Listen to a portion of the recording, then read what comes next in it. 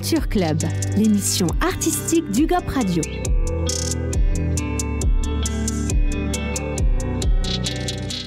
Bonjour à tous et bienvenue sur UGOP Radio, la radio du 12. Aujourd'hui, pour notre émission Culture Club, j'ai la chance d'accueillir Philippe Manivet. Bonjour Philippe. Salut à tous, salut Angeline. Merci beaucoup d'avoir accepté notre invitation et d'être venu au micro d'UGOP Radio pour nous faire découvrir ton univers. Est-ce que tu peux te présenter comme tu le souhaites et nous parler un petit peu de ton parcours ? Alors, je suis Philippe Manivet, je suis éditeur de musique. J'ai créé une boîte qui s'appelle Musigami, qui est née en 2016 déjà. Et donc je travaille avec une quinzaine d'auteurs-compositeurs et avec pas mal de clients qui sont des clients éditeurs, bien souvent, que je vais aider pour pas mal d'administratifs ou parfois pour du créatif, des synchros, etc. Mais bon, on va développer tout ça. Dans l'émission, exactement. Ouais. Donc toi d'abord, tu as commencé par faire un petit peu de rap. C'est bien ça, est-ce que tu peux revenir sur cette partie de ta carrière ? Alors moi, j'étais pas destiné du tout à travailler dans la musique. D'accord. La culture musicale dans ma famille, c'était pas un truc de fou, quoi. J'ai écouté mes premiers disques à 14 ans. Et puis après, en fait, j'ai vu un concert de The Roots. J'ai pris une gifle monumentale. Et le lendemain, je suis allé dans un disquaire de rap. Et j'ai découvert les versions instrumentales. Et je faisais du rap, déjà, dès le lendemain. Ça a occupé 10 ans de ma vie. Ah oui. De manière assez intense. Je faisais des études de biologie, donc j'étais en classe préparatoire. Et en fait, ça a tout bouffé, quoi. Je pensais plus qu'à ça. Donc, on avait besoin de passer en radio. J'ai commencé à aller taper aux portes de toutes les radios à Marseille. J'étais à Marseille à l'époque. Pour s'inviter, pour faire des freestyles, etc., quoi. Jusqu'à animer ma propre émission radio, avec ce qui est devenu mon groupe après. Et puis, en fait, une boulimie de savoir, besoin d'enregistrer. Donc, j'ai fait une formation de technicien du son. Qui m'a amené à rentrer dans un studio en tant qu'ingé son. Le studio a créé un label, donc je suis devenu monsieur promo dans le label. Puis tout le monde s'est barré du label parce que ça marchait pas suffisamment économiquement, donc j'ai récupéré le label. Et puis voilà, tu vois, j'ai fait des ateliers d'écriture de chansons, de MAO, j'ai écrit des reportages pour des magazines, j'ai un peu tout fait. Et si tu veux, au bout de quelques années, économiquement encore, un petit fail, quoi. Et donc j'ai eu un emploi aidé pendant 1 an et demi, et puis j'ai dû l'arrêter. À cette époque-là, je me suis séparé de ma copine de l'époque, et plus rien ne me retenait à Marseille. Je me suis dit, j'ai arrêté les études pour la musique, que ça me donne un vrai métier. Et puis je suis monté à Paris. Okay. Donc ça, c'était en 2008. Et donc en 2008, en fait, je suis allé bosser dans une boîte de musique de relaxation. Okay. Voilà, qui faisait de l'édition. Donc l'édition, métier que je connaissais pas encore. Et la musique de relaxation, univers complètement différent. Fou. Mais si tu veux, en fait, moi, quand j'ai commencé à chercher un boulot, je me suis dit, le rap, pour moi, c'était une espèce de religion. Tu vois, pour moi, le rap, ça m'avait aidé à devenir un homme, à devenir la personne que j'étais. J'avais pas envie d'avoir un patron qui me dise, c'est ça qui est bien, c'est ça le rap de demain. Moi, j'étais un peu, j'avais mes goûts, quoi. Et donc, quand la musique de relaxation arrive, je dis, ça, c'est bon, c'est un boulot, quoi. Pas de problème. Et effectivement, en fait, j'ai appris plein de choses. À commencer par le marketing. Tu vois, tu passes d'une musique qui a une personnalité forte, un message fort. Je trouve qu'à quelque part, tu vois, dans la musique à message, tu as toujours un peu de démagogie. Et je l'ai vécu, tu vois, de l'intérieur. Tu veux changer le monde, mais en fait, change-toi toi-même d'abord. Et là, tu étais dans une musique, en fait, où il n'y avait pas d'artiste, pas de message, mais juste le message que tu voulais lui donner pour que ça t'arrange bien, que ça te rapporte de l'argent, quoi. Non, mais c'est vrai, tu vois. C'était un truc qui était génial. Je me suis dit, waouh. Et en fait, le côté créatif, je l'ai retrouvé là-dedans, à dire, mais attends, il faut que je vende de la musique à cette personne-là. Alors, comment je prends la musique et comment j'arrive à lui en faire quelque chose qui va lui servir dans son quotidien. Super intéressant. Après, je me suis rendu compte que la musique de relaxation, c'était moins peace and love que ce que je croyais.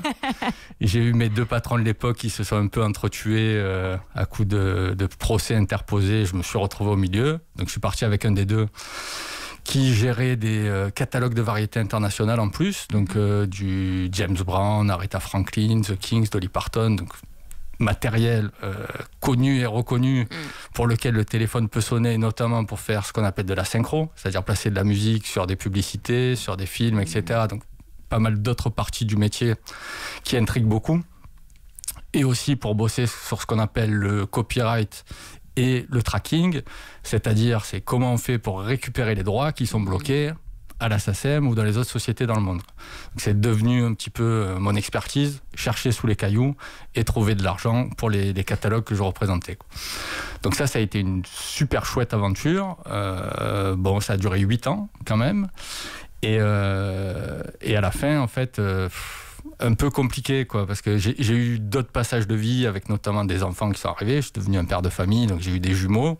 Là, aujourd'hui, j'ai 3 enfants. Et ma relation avec mon patron, en fait, elle était basée sur un point essentiel, c'était qu'on n'était jamais d'accord sur rien. Ah. Et c'était super intéressant parce qu'en fait, on se fightait et on arrivait toujours, tu vois, à trouver le juste milieu entre les deux. C'est pas un ou l'autre qui avait raison et on arrivait à construire quelque chose. Et à partir du moment où mes enfants sont arrivés, j'ai arrêté de me battre.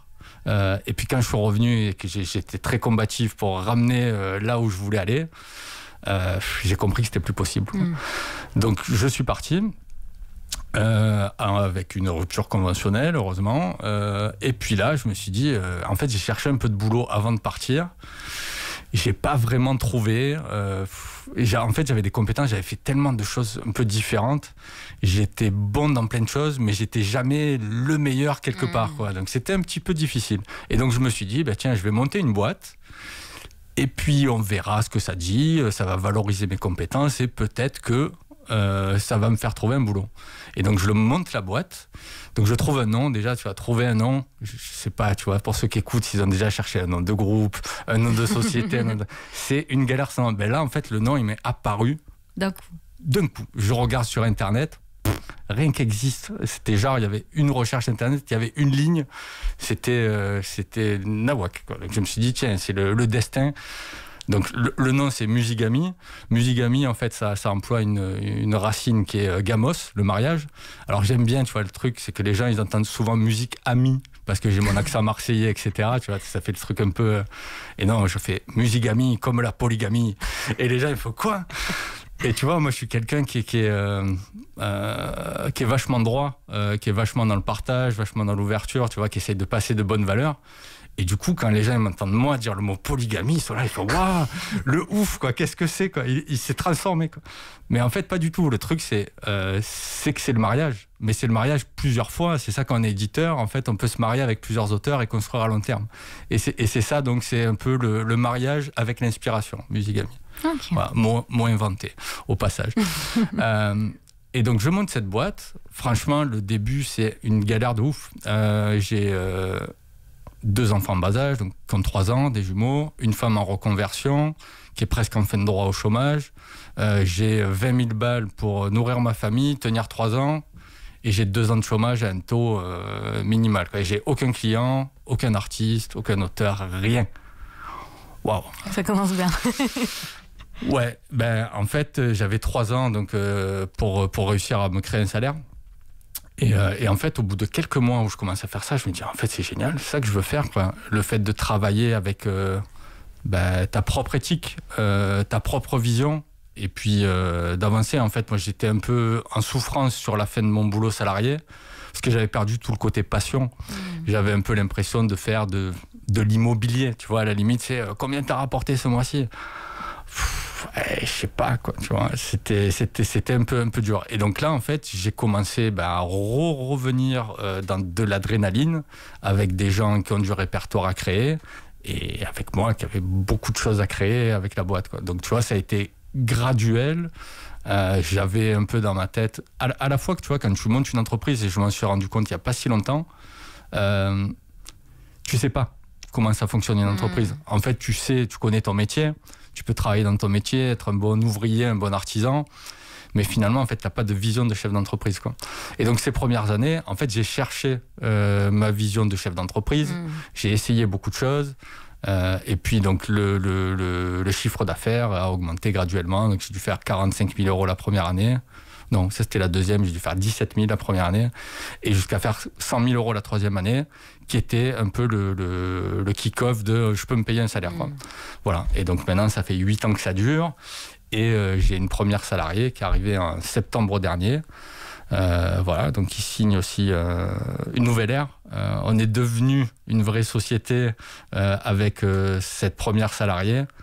Et là, voilà, tu vois, la vision est claire. Il y a eu un vrai travail qui a été mis là-dessus. Et là, on est en train d'essayer d'accélérer le mouvement et de grossir plus vite, quoi. Bah, c'est ce qu'on vous souhaite. On se le souhaite aussi, on y travaille tous les jours. Le métier d'éditeur de musique, c'est un métier qu'on ne connaît pas forcément. Enfin, on connaît certains métiers dans la musique, mais comme souvent dans les industries du show business, en fait, on connaît le premier métier, donc le chanteur, les musiciens. Et en gros, c'est à peu près tout ce qu'on connaît. En quoi est-ce que ça consiste, le métier d'éditeur de musique ? Alors déjà, c'est le plus vieux métier de la musique. Ok. N'y vois pas de parallèle avec d'autres vieux métiers du monde. Non, en fait, il faut voir que ça existait avant la musique enregistrée. D'accord. Tu vois, à la base, le métier de l'éditeur, c'était de travailler avec les compositeurs des œuvres, de faire des partitions et d'aller faire le tour des orchestres ou des pianos-bars pour que ce soit ces œuvres-là qui soient jouées et qui génèrent du droit. Donc c'est vraiment un vieux métier. Alors pourquoi il est méconnu ? Déjà, c'est un métier qu'on appelle B2B. C'est-à-dire qu'on travaille qu'avec des entreprises. On n'a pas d'accès direct au public. On n'est pas en train... Bon, maintenant, on commence à faire un peu de communication, mais on n'est pas en accès au public. Il y a beaucoup de gens qui vont aussi pratiquer plusieurs métiers, qui vont être manager et éditeur, producteur et éditeur, tourneur et éditeur. Et à la fin, ce qui fait que bien souvent, les gens qui communiquent avec le public sont très minoritairement éditeurs, ce qui ne facilite pas les choses. Troisième aspect, c'est qu'en fait, il y a beaucoup d'artistes eux-mêmes qui ignorent qu'ils ne sont pas qu'artistes et qu'ils sont aussi auteurs-compositeurs. Pour eux, leur action d'écrire une chanson ou de l'interpréter, c'est la même chose. Ils n'ont pas encore réussi à séparer les deux dans leur tête. Si tu veux, le métier d'éditeur, il y a 3 axes. Le premier axe, c'est d'aider et de susciter la création.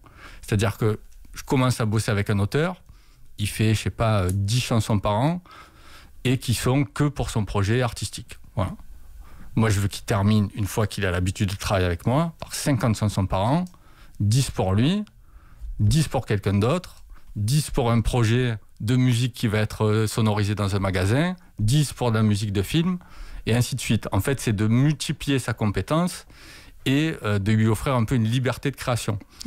Tu vois, du côté, quand tu es un artiste, il y a beaucoup d'artistes que tu comprends pas trop en fait leur chemin. Il faut une chanson, le morceau d'après c'est un autre délire, et le morceau d'après c'est encore un autre délire. Et ils ont envie d'avoir cette liberté, tu vois. Mais quelque part, en fait, ils perdent un peu leur public, puisque tu as besoin que les gens qui t'aiment et qui t'écoutent, t'aiment à chaque fois. Donc il faut que tu aies un chemin un peu compréhensible, quoi. C'est pas un jour tu fais du zouk, un jour tu es Jacques Brel, quoi. C'est bizarre. Par contre, dans le monde de la création, donc le monde d'avant, le monde d'écrire les chansons, pas de les interpréter, là tu fais complètement ce que tu veux. Moi, tu vois, des fois il y a des auteurs que je fais travailler sur des chansons de Noël. Ok. Et pourquoi pas. Et je dirais, tu vois, que c'est un peu le côté le plus important de ce métier, le côté création, et c'est le côté le plus méconnu. Moi, je passe mon temps à envoyer mes auteurs travailler avec d'autres. Tu vois, la semaine prochaine, j'ai un compositeur qui part en Norvège.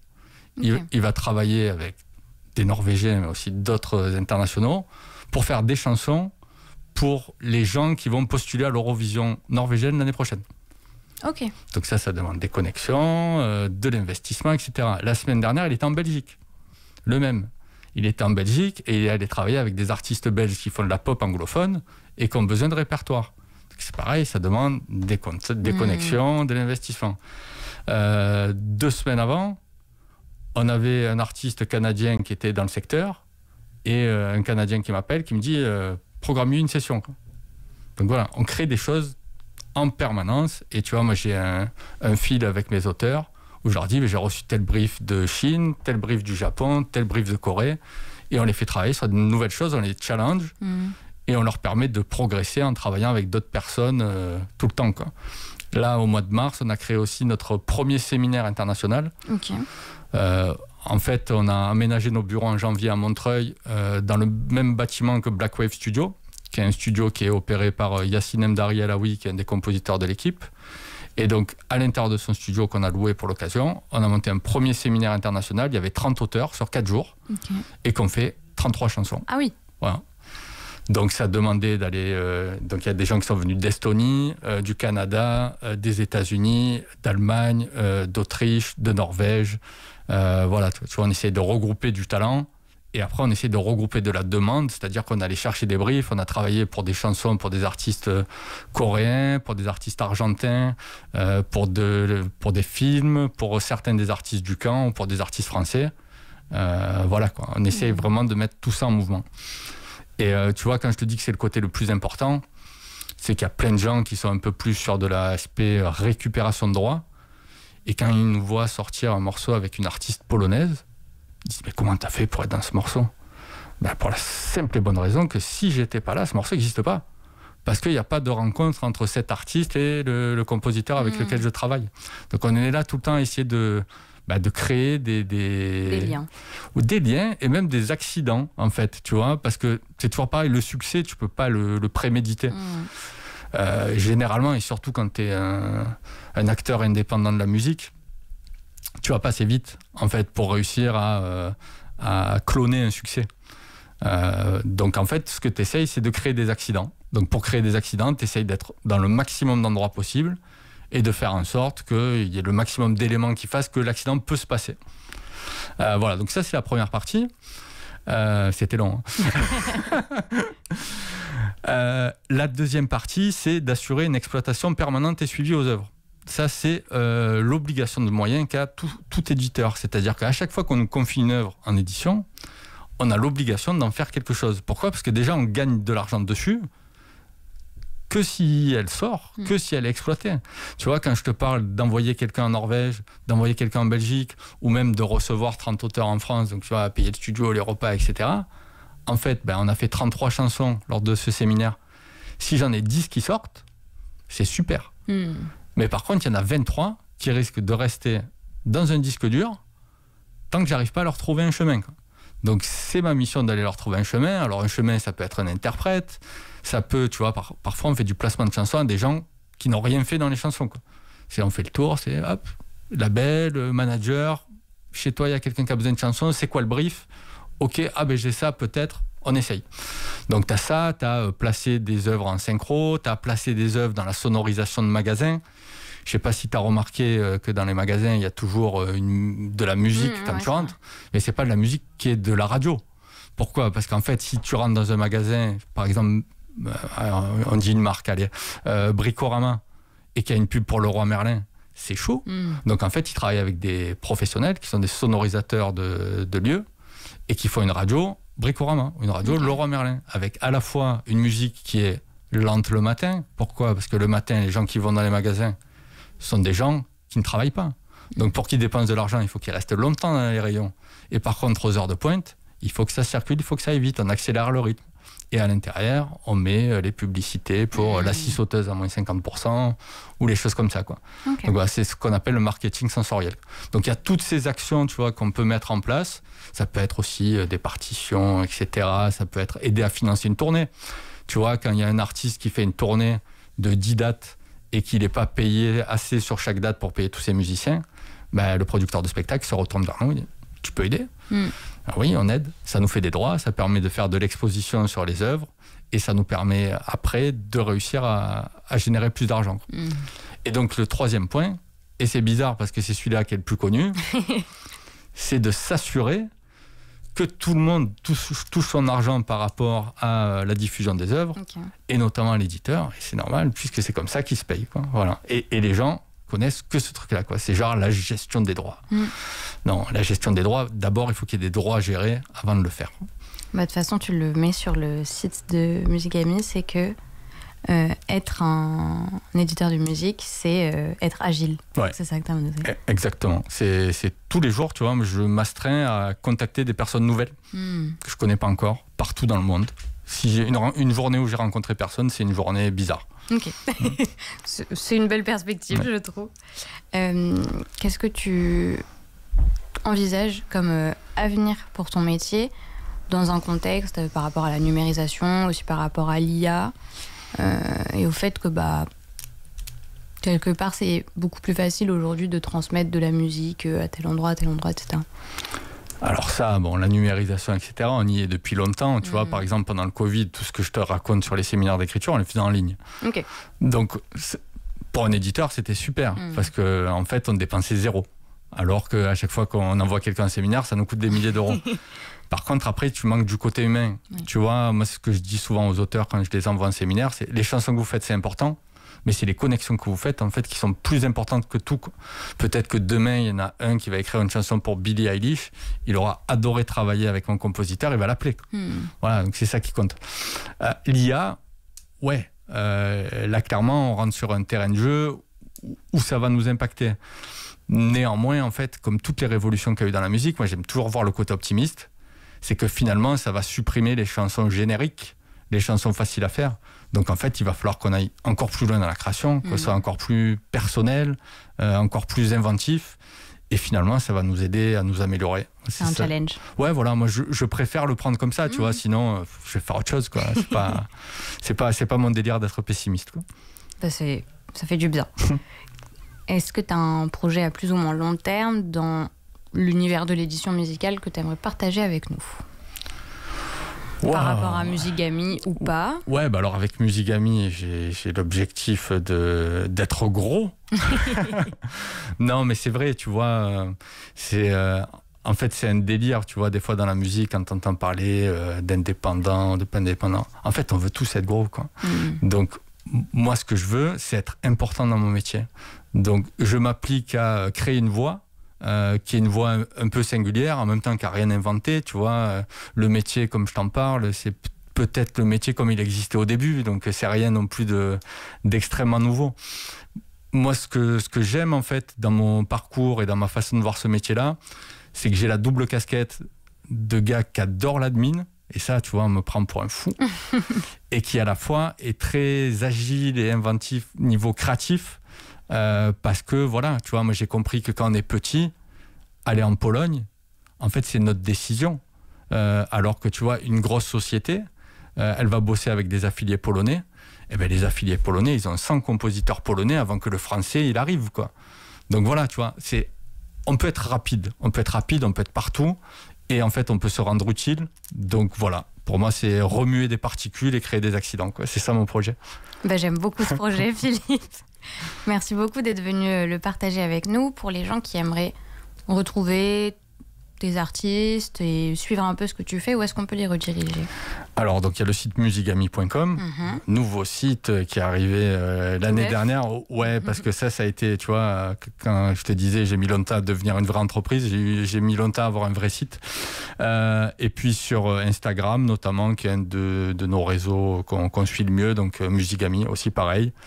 Et voilà, donc il y a pas mal d'artistes à suivre, pour en citer quelques-uns ou quelques-unes. Sainte-Nicole, Hélène Birat, John Linhart, Vim and the Nation, Alice Animal, et voilà, il y en a plein d'autres. Il y a Theta aussi qui joue à Paris très bientôt. Si c'est diffusé avant, on ne sait pas. Je pense que ce sera dans les temps et que comme ça on pourra aller découvrir tout ça.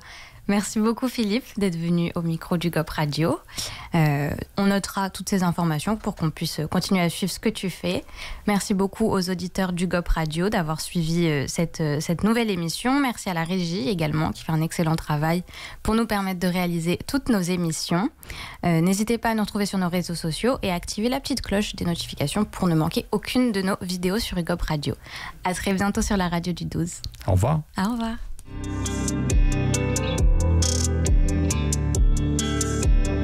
Culture Club, l'émission artistique du GOP Radio.